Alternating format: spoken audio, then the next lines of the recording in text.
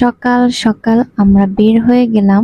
আজকে কোথায় যাব আর কিসের জন্য যাব তা নিয়েই থাকবে আজকের ভিডিও। সো হ্যালো এভরিওয়ান, সবাই কেমন আছো? আশা করি সবাই খুবই ভালো আছো, আমিও খুব ভালো আছি। দুইজন বডিগার্ড লয়া ম্যাডাম বাইরে ইনশাআল্লাহ। জি স্যার, জি স্যার। যাও যাও যাও, ওঠো ওঠো। জি ম্যাডাম। তোমার সাথে মোবাইল এক পড়।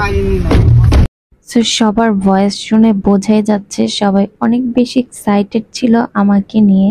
আমি কি আসলেই আদৌ চান্স পাবো কি না এটা নিয়ে সবাই অনেক বেশি ডিসকাশন করছিল। আর আমার অনেক বেশি ভয় লাগছিল, কারণ আমি একদমই টোটালি প্রিপারেশন ছাড়া গিয়েছিলাম। আমি আগে থেকেই বুঝতে পেরেছি আমি পারবো না, তারপরও সবার এক্সাইটমেন্ট এক্সপ্রেশন দেখে আমার খুবই নার্ভাস ফিল হচ্ছিল। ঢাবিতে চান্স পাওয়া সবারই অনেক বড় একটা স্বপ্ন, আর এটাতে চান্স পাওয়ার জন্য অনেক বেশি স্ট্রাগল করতে হয়, যেটা আমি মোটেও করিনি। এক্সাম হলে যাওয়ার আগ মুহূর্ত পর্যন্ত জাস্ট একটু বই দেখছিলাম। আসলে এই মুহূর্তে পড়লে সব পড়াই মাথার উপর দিয়ে যায়, যা আমার সাথেও হয়েছিল। আমি জাস্ট অ্যাপ্লাই করেছিলাম, কিন্তু অ্যাডমিশন টেস্টের জন্য একটু প্রিপারেশন নেওয়া হয়নি। দ্যাটস ওয়াই আমি জানতাম আসলে চান্স পাওয়া হবে না।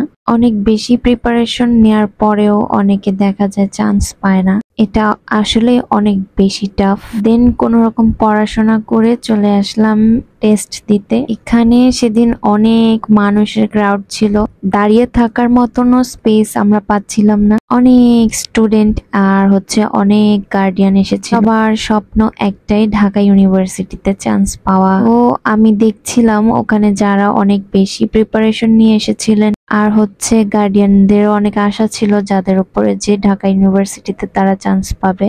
তারা অনেক বেশি নার্ভাস ছিল এবং তাদের ফেসে বোঝা যাচ্ছিল অনেক ভয়।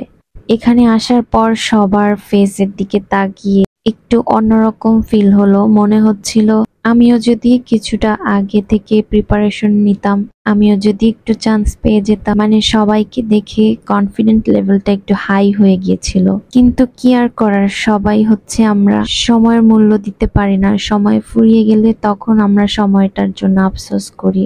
আমরা হলে ঢুকে এক্সাম দিচ্ছিলাম, কিন্তু আমাদের গার্ডিয়ানদের দেখে মনে হচ্ছিল তারা অনেক বেশি নার্ভাস। আসলে সবারই একটা আশা থাকে। সব সময় দেখতাম আমি যখন ভালো রেজাল্ট করতাম, আমার আম্মু অনেক বেশি খুশি হতো এবং খুশিতে সবাইকে ফোন দিয়ে জানাতো আমার মেয়ে, অনেক গর্ব করে বলতো অনেক ভালো রেজাল্ট করেছে এবং খুশিতে কান্না করে দিত। সেই মুহূর্তগুলো আসলে অনেক বেশি স্পেশাল, যা ভাষায় প্রকাশ করার মতন না। সো এক্সাম শেষ করে আমরা অনেক বড় জ্যামে আটকে পড়েছিলাম।